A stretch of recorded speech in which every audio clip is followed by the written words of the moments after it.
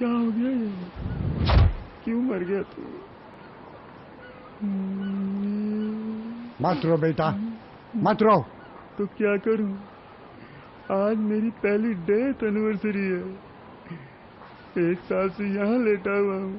बीवी की याद सताती है। कोई बात नहीं, 1-2 साल में वो भी आ जाएगी।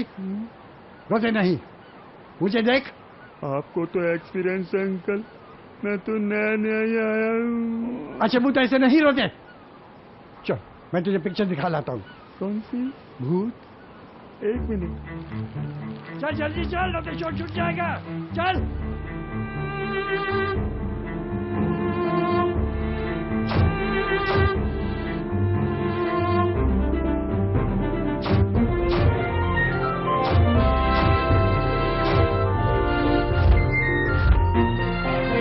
अरे रुक जा, रुक जा।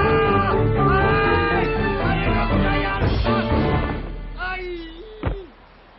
अरे भूत के बच्चे, फिर मर गया।